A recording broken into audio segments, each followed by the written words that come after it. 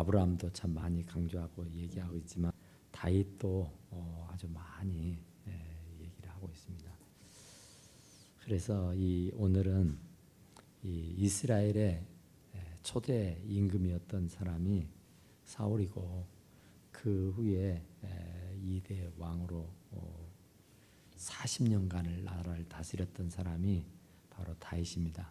그런데 이 다윗도 사울도 40년씩 나라를 다스렸어요. 그런데 결과적으로는 사울은 결국 하나님 앞에 패의를 당합니다. 그러니까 처음 마음이 꾸준하고 일편단심해야 되는데 사람이 좀 변해요. 살다 보면은 그러니까 초심을 잃은다 그런 얘기 하잖아요. 그런데 그 초심을 안 잃어야 되는데 초심을 잃어요. 그건 왜냐면은 이 사울이 처음에 여기 말씀처럼 이스라엘 사람들이 왕을 세워달라 그래요. 예전에는 사사들이 하나님의 종들이 나라를 다스리고 있었을 때예요. 그런데 다른 주변의 국가들을 보니까 왕을 세워가지고 나라를 다스리더라는 얘기예요. 그래서 우리도 왕이 있으면 좋겠다. 우리도 왕을 세워달라. 그러는 겁니다. 그러니까 그 당시에는 신정정치, 하나님이 직접 나서서 하나님의 종들을 세워가지고 나라를 다스릴 때라고요. 그런데 이스라엘 백성들이 어떻게 또 마음이 변해가지고 왕을 세워달라고 막 야단을 해요. 그래서 하나님도 어쩌겠어요. 그들이 왕을 세워달라고 하니까 왕을 세워줍니다. 그런데 왕을 이렇게 쭉 보니까 정말 그 나라를 다스릴 수 있는 능력 있는 사람을 뽑아야 되잖아요. 그런데 사울이 이렇게 쭉 훑어보니까 이 왕이 될 만한 사람, 하나님께서 왕이 될 만한 사람을 이렇게 뽑았는데 사울이에요. 그런데 사울이 그때만 해도 굉장히 겸손했어요. 왕으로 뽑으니까 자기는 그런 주제가 아니다고, 자기는 그거 감당치 못한다고 그러면서 그냥 그 보따리들이 있는 그런 어떤 창고 같은 곳으로 숨어버립니다. 그러니까 다른 사람 같으면 왕으로 세워준다 그러면은 막 굉장히 좋아서 기뻐서 막 날뛸 것인데 사울은 그때만 해도 굉장히 순수했어요. 그래서 자기는 그거 감당치 못한다고, 그건 말도 안 된다고 하면서 그냥 너무 소심해가지고 숨었다고요. 그런데도 불구하고 그를 데려다가 기름을 부어서 왕을 세웁니다. 그러니까 처음에는 얼마나 겸손했는지 몰라요. 얼마나 하나님 말씀 중심으로 살았는지 몰라요. 그런데 시간이 흐르다 보니까 조금 변하게 됐어요. 그건 어떻게 알 수가 있느냐 하면은 하루는 이스라엘에 이제 전쟁을 치러야 되는 그런 지경이 왔어요. 그런데 이제 전쟁을 치르려면은 전쟁을 하기 위해서 하나님 앞에 제단을 쌓고 가야 했습니다. 그래서 이제 사울 왕이 전쟁을 치러야 되고 이제 병사들과 같이 전쟁을 나가 치러야 되는데 예배 제사를 드려야 된단 말이에요. 제단을 쌓아야 돼. 그래서 이 사울이 사무엘 선지자에게 제사를 좀 드려달라 그래요. 그러니까 그러겠다고 해요. 그런데 그 정해진 시간, 정해진 날짜에 지체가 됩니다. 사무엘 선지자가 좀 바빴던가 그 시간을 지키지 못해요. 그런데 지금 전쟁을 치러야 되니까 굉장히 위급하고 절박하잖아요. 그러니까 빨리 제사를 드리고 전쟁에 나가야 되는데, 출전을 해야 되는데 그러지 못해요. 그러고는 발을 동동 구르면서 기다리는데 사무엘 선지자가 안 나타나요. 그러니까 뭐 사무엘 선지자가 없으면 뭐 내가 하면 안 되나? 내가 그래도 이 나라 왕인데 왕보다 높은 이가 어디가 있고 왕이 못할 게 어디가 있어? 꼭 무슨 제사를 사무엘 선지자만 드리라는 법이 어디가 있는가? 하고는 기다리다가 참질 못하고 당신이 그 제사를 집행을 합니다. 그리고 나가지고 사무엘 선지자가 와요. 사무엘 선지자가 그 광경을 보고는 깜짝 질색을 합니다. 이건 아니옵니다면서. 그러니까 사무엘 선지자라고서는 너무 황당한 일을 만난 거예요.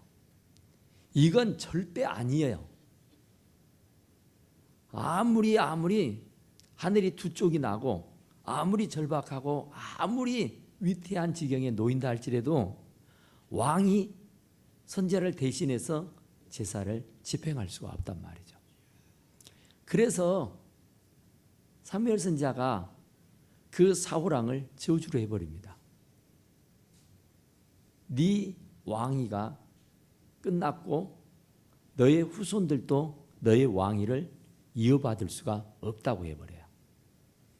그러니까 자연히 이 왕위가 계속 그 자손들에게, 그 혈통에게 존속되어야 됩니다.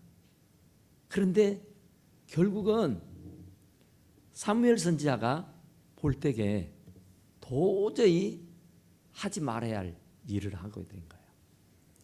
이것은 하나님에게 도전하는 행위와 같은 그런 일이 되고 말았어요. 그래서 참 사울이 처음 시작할 때는 그렇게 겸손하고, 그렇게 참 사울은 굉장히 잘생겼고 굉장히 멋진 사람이었다 그래요. 키도 크고 예쁘기도 하고 아주 늠름하고 용맹스럽고 아무쪼록 어디다 내놔도 빼놓을 수 없는, 그래서 이스라엘에 이만한 사람이 없다고 그랬어요. 그만큼 모든 면을 다 갖춘 완벽한 사람이었어요. 그래서 그를 왕으로 세우니까 또 그의 심성이 또 얼마나 착했던지 너무너무 겸손했어요. 그러던 그가 왕위를 휘어잡고 나니까 이제 뭐 하늘 높은 줄 모르고 자기가 무언가 다 해버리겠다 하는 그런 생각을 해요. 그래서 결국은 그가 하나님으로부터 버림을 당하는데, 하나님의 신이 떠나니까 악령이 들었다 그랬잖아요. 악신이. 그러니까 하나님의 신이 떠나버리면은 악령이 들고 사단이 역사하게 됩니다. 그래서 이 사울은 초대 왕이었지만은 끝이 좋지 못하게 끝나버리고 말아요. 그런데 이제 그 사울 왕을 이어서 또 왕을 세워야 되잖아요. 그 왕을 세워야 하는데 그 왕이 누구냐? 만만한 사람이 누군가 하고 보니까 하나님께서 이새의 아들 중에 어느 한 사람을 택해서 그에게 기름을 부으라고 합니다. 그러니까 사무엘 선지자가 그 하나님으로부터 말씀을 듣고 이새의 집으로 갑니다. 이새의 집에는 7명의 아들이 있어요. 첫 번째 아들을 보니까 너무너무 잘생겼고 멋지고 뭐 너무 늠름해서 나라를 잘 다스릴 수 있을 것 같아요. 그래서 그에게 그냥 기름을 부으려고 하니까 하나님이 나는 외모를 보지 않고 중심을 본다 그러면서 그를 원치 아니하죠. 두 번째, 세 번째, 네 번째 다 마찬가지였어요. 사무엘 선지자의 눈으로 볼 때는 너무 완벽해요. 너무나도 좋아요.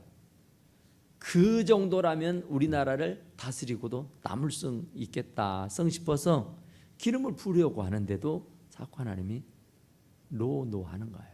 허락하지 않아요. 그래서 이제 6명의 자녀를 다 보았는데 하나님께서 결국은 허락하지 않아서 이제 이 집에 있다는데 줄 서서 기다리는 사람을 다 기름을 부으려고 했는데 아니라고 하나님께서 거부해 버리니까 분명히 하나님이 이 집안에 하나님부터 기름 부음을 받을 사람이 있다고 했긴 했는데, 그래서 이 아들이 다냐고 물어요. 이새에게. 그러니까 이새가 대답하기를 막 막내가 있기는 있는데 지금 들에서 양을 치고 있다고. 그러니까 그는 짬이 안 된다고, 감이 안 된다고. 그는 그릇이 아니다고. 그는 지금 들에서 양을 치고 있는 조그마한 아이, 소년이라고. 그런데 사무엘 선지자는 하나님으로부터 이 집에 하나님으로부터 기름 부음을 받을 사람이 있다고 했으니까 그도 역시 봐야 되겠다 해서 그를 불러오라 그래요. 불러왔어요. 불러왔네. 진짜로 들에서 양을 치던 사람이니까 얼마나 지저분하고 참 그렇지 않아요. 그런데 그 조그마한 아이예요. 근데 그 조그마한 아이를 하나님께서 기름을 부어서 왕으로 세우라는 겁니다. 그러니까 사무엘 선지자로서는 더 멋지고 더 잘생기고 더 늠름하고 더 능력 있어 보이는 첫째, 둘째, 셋째, 넷째, 다섯째, 여섯째가 있는데 그들은 다 제하고 가장 못나고 가장 볼품없고 가장 감히 될성 싶지 아니하는 다윗을 기름을 부어서 왕으로 세우라고 하는 겁니다. 그러니 어쩌겠어요? 사무엘 선지자도 하나님의 말씀이니까 뭐 이러지도 저러지도 못하고 그를 기름 부어서 왕으로 세우게 되는 겁니다. 그런데 이 사울 왕과 다윗의 왕,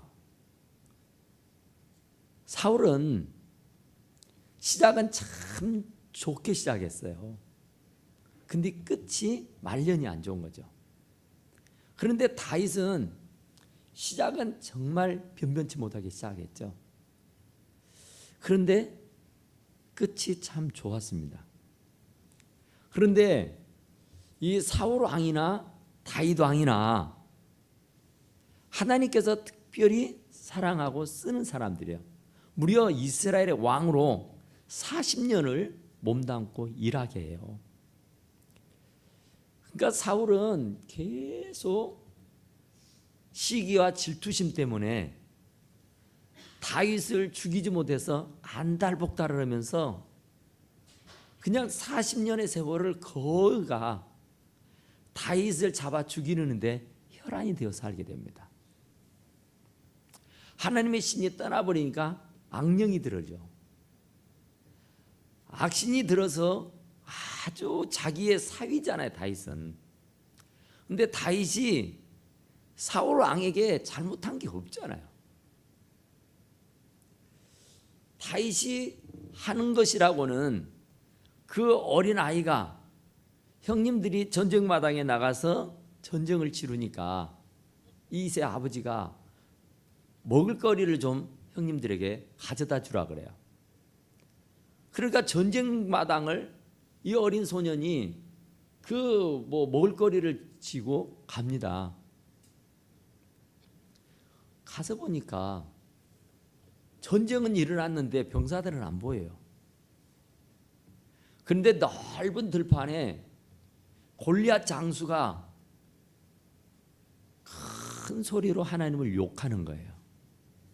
하나님에게 도전하는 거예요. 하나님에게 온갖 모욕적인 언사를 해도 어느 누구 하나 나타나서 대항해 오는 사람이 없는 거예요. 골리앗이 얼마나 무서웠던지 전부 다 숨어버렸어요. 그런데 이 어린 소년이 만군의 여호와의 이름을 욕되게 한다는 거, 만군의 여호와의 이름을 욕하는 것을 이 어린 아이가 보고는 의문이 생기는 거예요. 와, 이건 진짜 아니죠. 우리가 어렸을 때에 우리 부모님이 또 내 동생이 형이 어떤 사람에게 어떤 린치를 당하고 어떤 어려움을 처하게 되면은 눈이 뒤집히잖아요. 눈에 베이는 것이 없잖아요. 그래서 얼마 전에 몇 년 전에 그 자기 아버지를 무시한다고 형님을 죽여버리는 그 조카가 있었죠. 그러는 거예요. 이성을 잃어버린 겁니다. 그런데 만군의 여호와 하나님의 이름을 막 골리앗이가 욕을 하고 막 얼마나 하는데 누구 하나 나서서 변호한 사람이 없어요. 누구 하나 나서서 그를 저지하는 사람이 없다니까요. 무서워서. 그런데 이 조그만 다윗은 자기의 신앙에 이건 도저히 아닌 거예요. 자기의 믿음의 양심에 이건 절대로 아닌 거예요. 어떻게 하나님을 저렇게 욕하고 비방을 하는데 자기 목숨 부지하겠다고 저걸 그냥 내버려 두느냐 이 말이에요.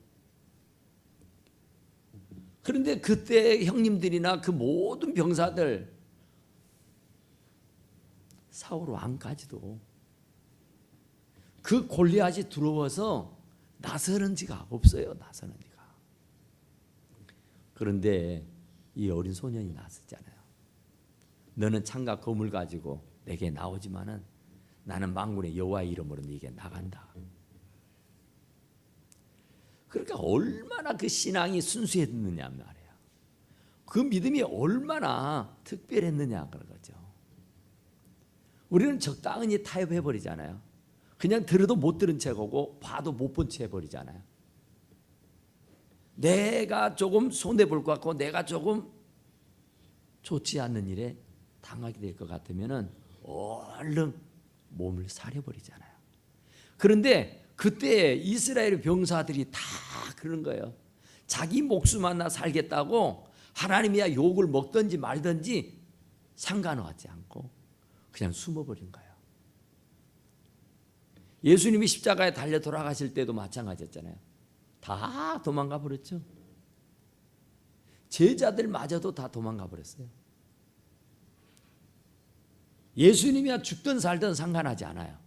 그냥 내 목숨 하나 지키고 내 목숨 하나 살아보겠다고 걸음아 나 살려라고 도망가 버렸다고요. 그런데 이 골리앗 앞에 이스라엘 백성들이 다 그러는 거예요. 그런데 이 다윗은 무기도 없어요. 창검이 없어요. 뭐 사울 왕이 무슨 갑옷을 주고 뭐 투구를 쓰고 뭐 칼을 주고 뭐 했다지만은 감당이 안 되죠. 감당이 안 돼. 그는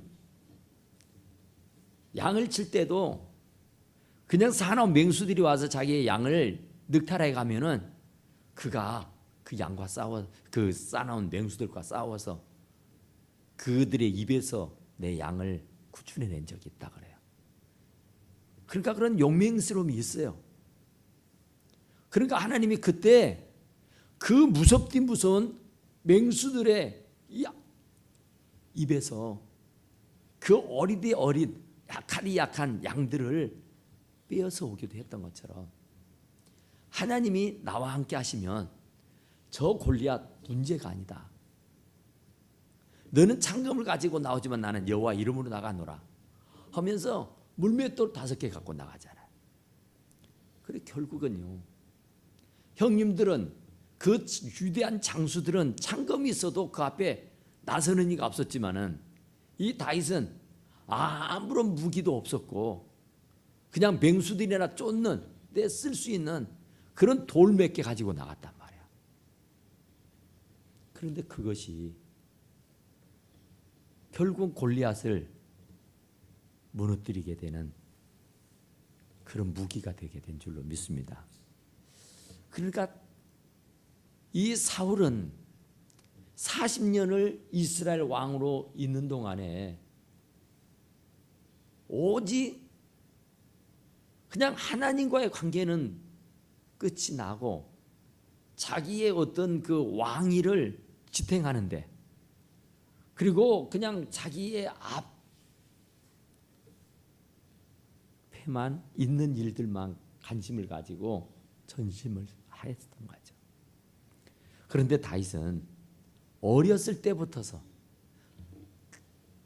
그 어리되 어린 소년이었을 때부터서도 그 믿음이 있었기 때문에 절대 신앙이 있었기 때문에 골리앗 앞에 설 수 있는 용기가 있었던 거예요. 그러니까 믿음이 없었더라 가면은 어떻게 골리앗 앞에 설 수가 있겠어요? 그러니까 성경에도 그랬잖아요. 갈렙과 여호수아는 가나안을 가서 정탐을 하잖아요. 또 10명의 정탐꾼들과 같이 12명이 한 번에 그 가나안을 정탐을 합니다.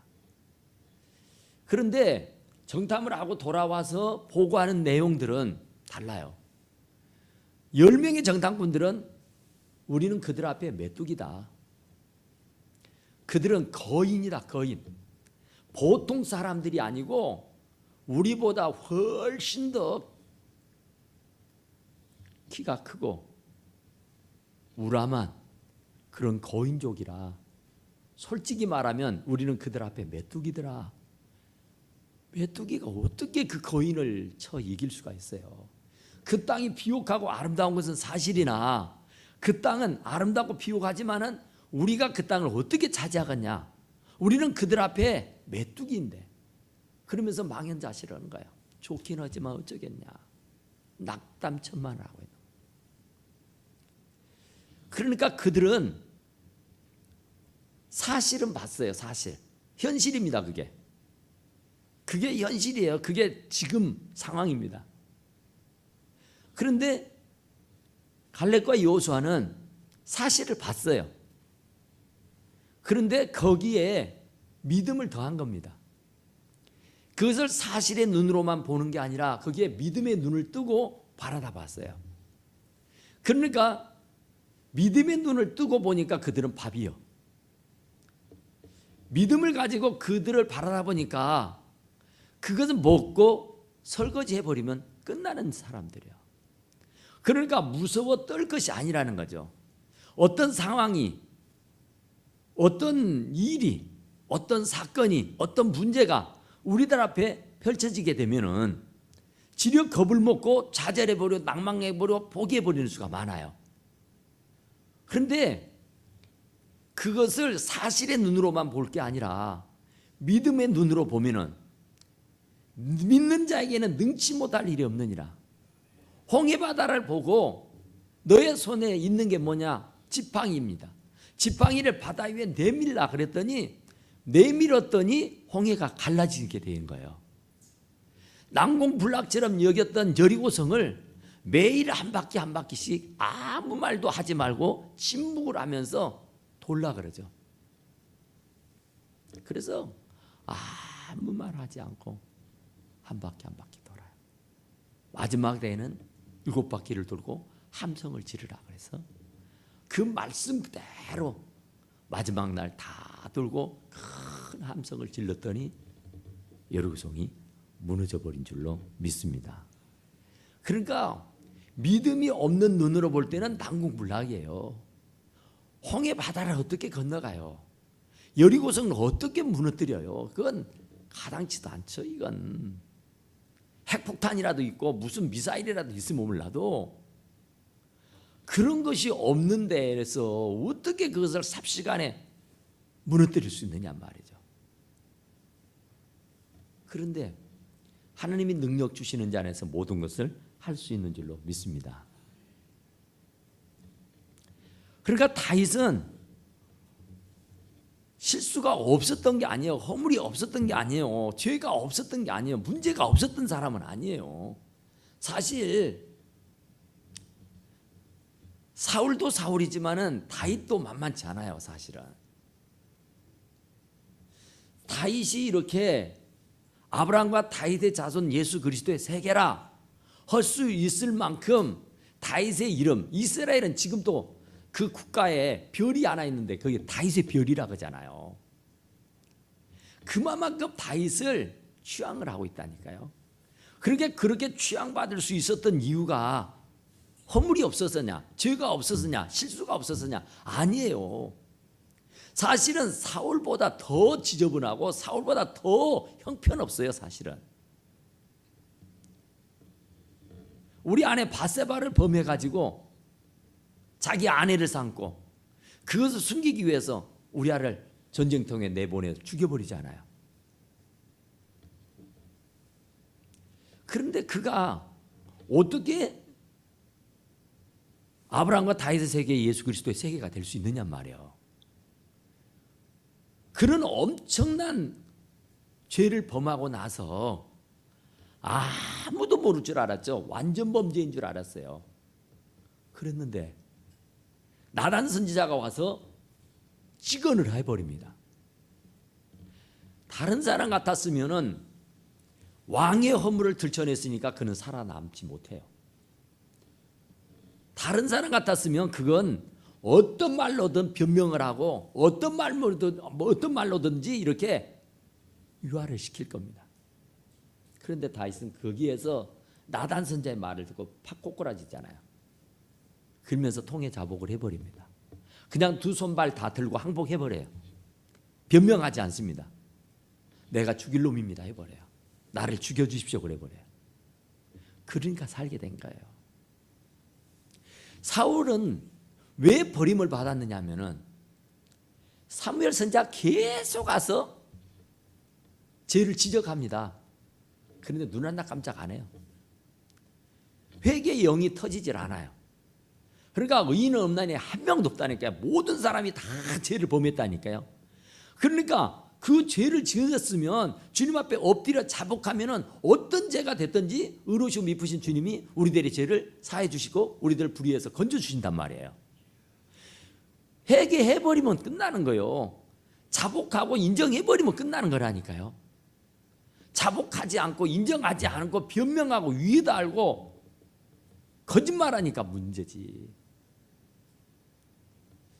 우리 인생 중에서 가장 심각하고 못된 죄 중에 하나가 거짓말이랍니다. 거짓말.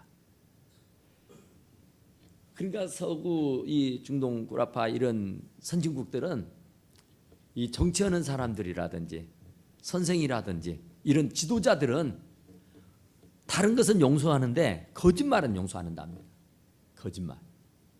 이 거짓말하는 것은 몇 배로 더 그 죄를 중하게 묻는다 그래요. 거짓말은 절대 안 돼요.